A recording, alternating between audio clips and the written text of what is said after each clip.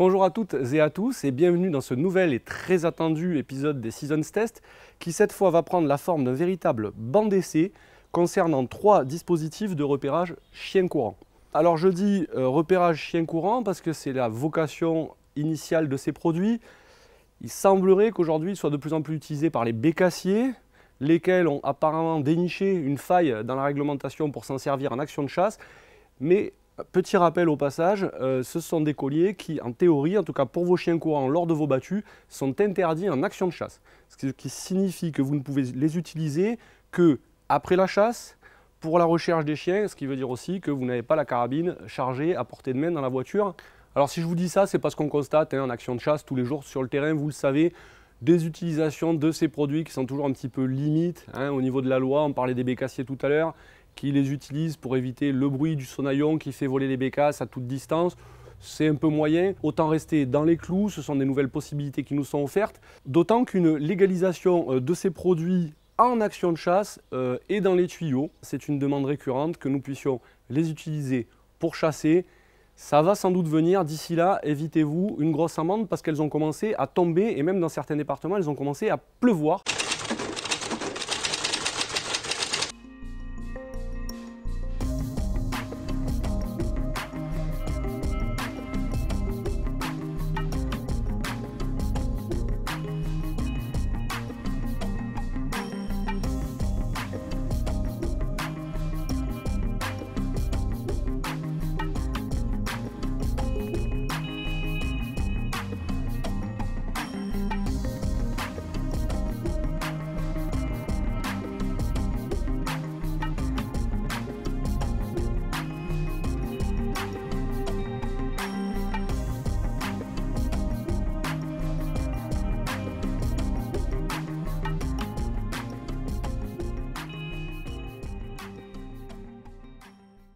Alors dans cette famille des dispositifs GPS de repérage chien courant, nous avons une marque, vous le savez, qui a pris le lead sur le marché, Garmin pour ne pas la nommer, qui domine ses concurrentes de la tête et des épaules. Et c'est l'une des raisons principales pour lesquelles nous avons eu envie de faire ce test, parce que nous considérons que cette espèce de position dominante n'est jamais bonne, car elle conduit presque toujours à moyen ou à long terme à ce qu'on appelle l'abus de position dominante. L'abus de position dominante, c'est quoi? C'est très simple, c'est quand une marque ou un produit, ou une marque avec un certain produit, réussit effectivement à écraser la concurrence, se retrouve presque toute seule sur le marché et du coup se permet de sortir plusieurs générations successives du même produit, version 2.0, 3.0, en améliorant le produit certes, mais surtout en changeant tous les accessoires, tous les consommables qui vont autour. Donc vous allez devoir changer le cordon d'alimentation, le chargeur, les nouveaux colliers qui vont plus sur l'ancienne centrale. En fait, il vous faut tout racheter à chaque nouvelle génération.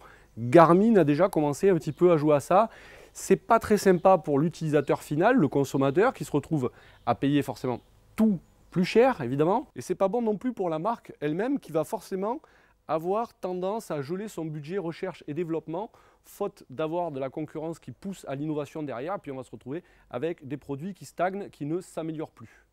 Alors, pour éviter cette dérive toujours prévisible dans ce genre de contexte, nous nous sommes dit qu'il fallait trouver un concurrent sérieux au Garmin Alpha 100, Alpha 50. Et donc nous sommes orientés vers des marques que nous savions sérieuses de par leur réputation ou parce qu'on a déjà testé certains de leurs produits.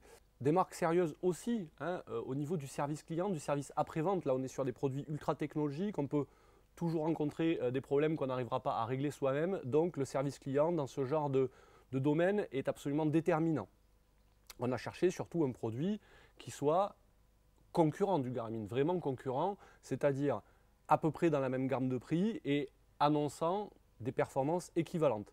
On se retrouve donc à sélectionner 2 produits face au Garmin Alpha 100, le Sport Dog Tech 2.0 qui nous a été livré avec 2 colliers, une centrale, le Dogtra Pathfinder. Dogtra est une marque que nous connaissons bien pour faire d'excellents produits destinés davantage aux chiens d'arrêt jusqu'ici.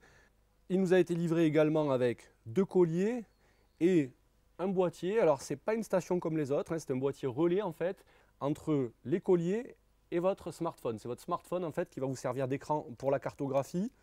Et puis nous avons bien évidemment l'incontournable leader, le Garmin Alpha 100. Donc c'est toujours pareil, ils sont très malins chez Garmin puisqu'ils nous ont fourni à la fois une station, la station Alpha 100 tactile, mais aussi 2 colliers TT15 pour qu'on puisse tester aussi la fonction dressage. Alors je précise d'ailleurs que sur les 3 produits que nous avons ici, la fonction dressage est disponible. Garmin nous a par ailleurs fourni aussi une antenne relais magnétique qui se fixe sur la voiture et qui dope les performances en termes de portée de repérage, bien évidemment. Le dernier accessoire qui vient compléter, renforcer la panoplie déjà bien fournie des options de l'Alpha 100, à savoir le Garmin Drive Track, un GPS routier, qui est censé venir prendre le relais de la station quand vous entrez dans votre véhicule. Moyennant quoi, vous cherchez les chiens en conduisant et non pas en regardant votre station. Ça vous évitera pas mal de fautes d'inattention au volant.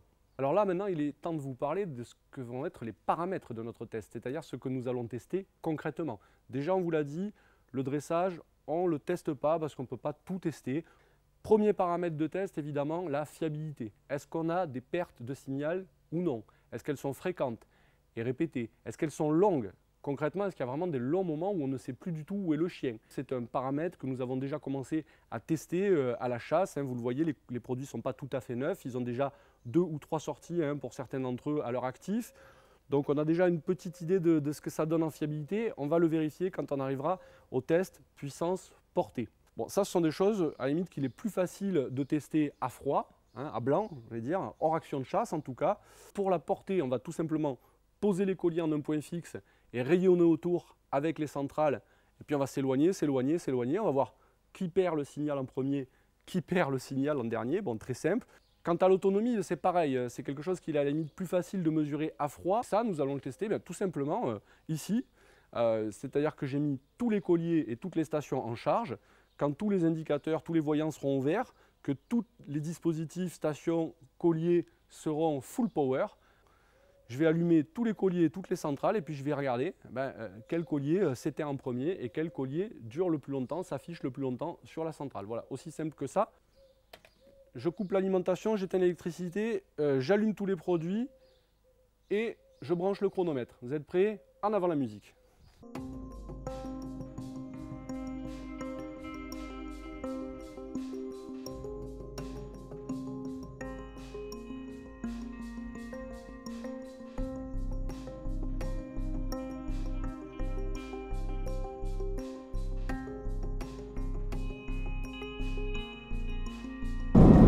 Chien a perdu la communication 3 km est.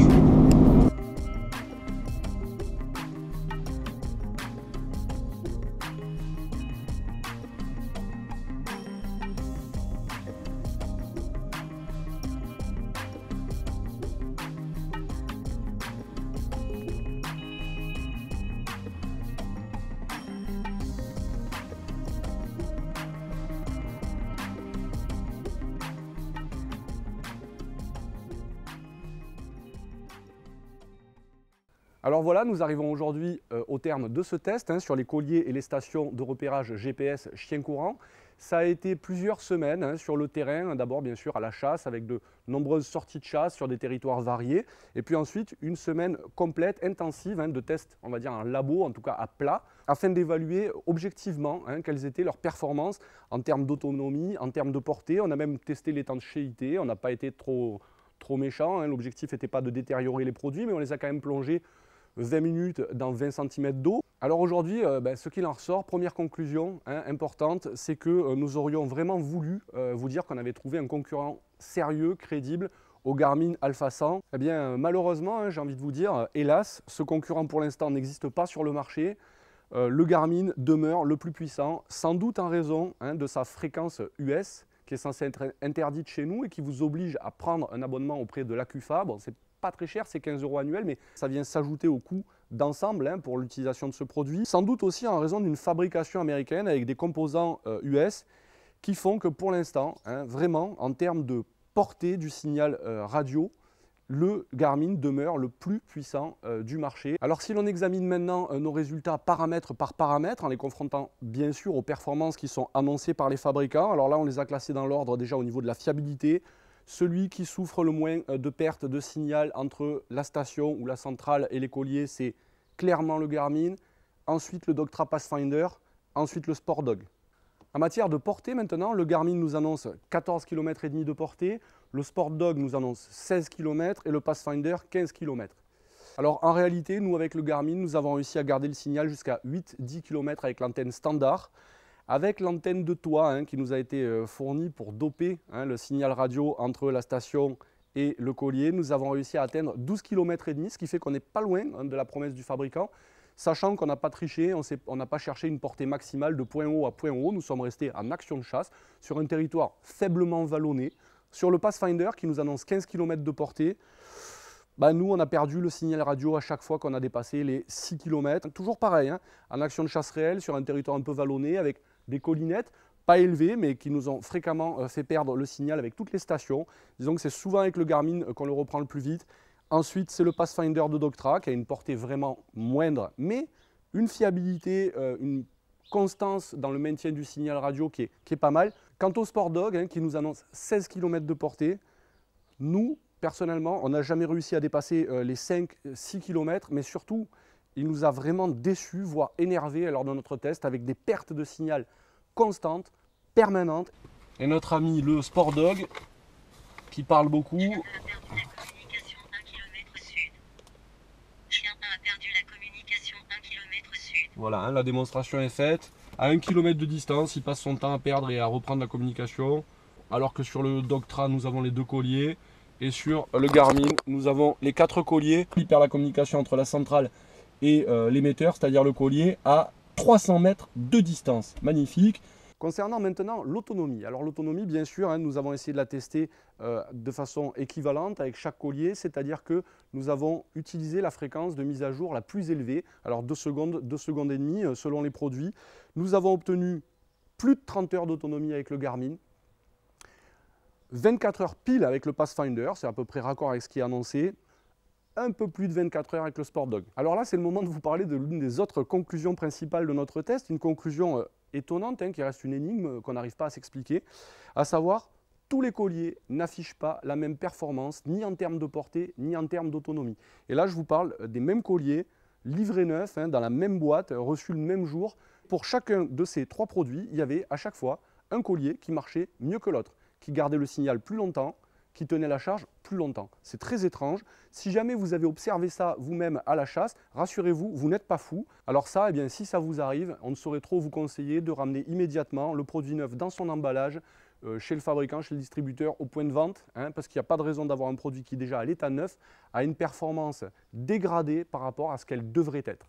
Enfin, dernier des paramètres que nous avons pu tester durant nos essais, la précision. Alors concernant la précision, très clairement, c'est le Doctra Pathfinder qui s'en sort le mieux, notamment grâce à sa cartographie Google Maps, avec vraiment une précision au mètre près, ce qui peut être utile. Parfois, dans certains milieux très boisés, quand on cherche un chien blessé qui ne bouge plus, ça peut franchement apporter une plus-value. On a bien aimé ce Doctra Pathfinder. Si d'aventure Doctra parvenait à améliorer la puissance du signal VHF, du signal radio entre la station et les colliers, ce qui permettrait d'améliorer la portée de réception au-delà, mettons, des 10 km. Alors là, c'est un produit qui pourrait sérieusement prendre des parts de marché, notamment parce qu'il est le moins cher de notre test. Enfin, disons un mot de l'application informatique qui est livrée avec ces produits, c'est-à-dire le logiciel qui permet d'enregistrer le tracé des chiens, de faire en fin de saison des statistiques de chasse très précises. Là encore, c'est Garmin qui se distingue avec son logiciel Basecamp, un logiciel de traitement informatique de toute votre saison de chasse.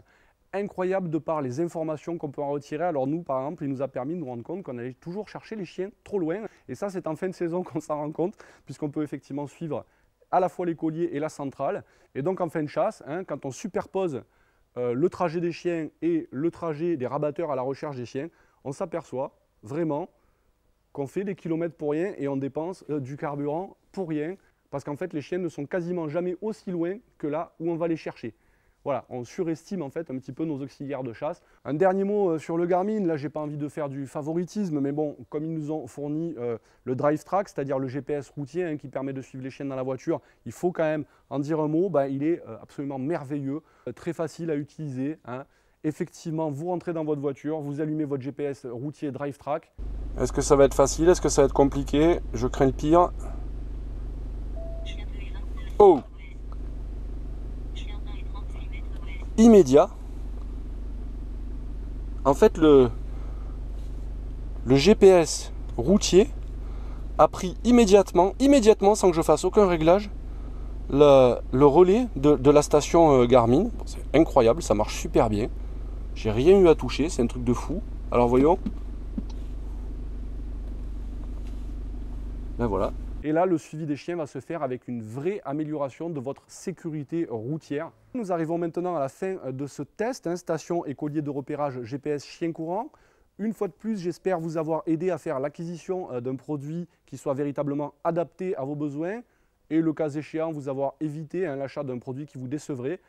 Et je vous dis maintenant à bientôt pour un prochain épisode des Seasons Test.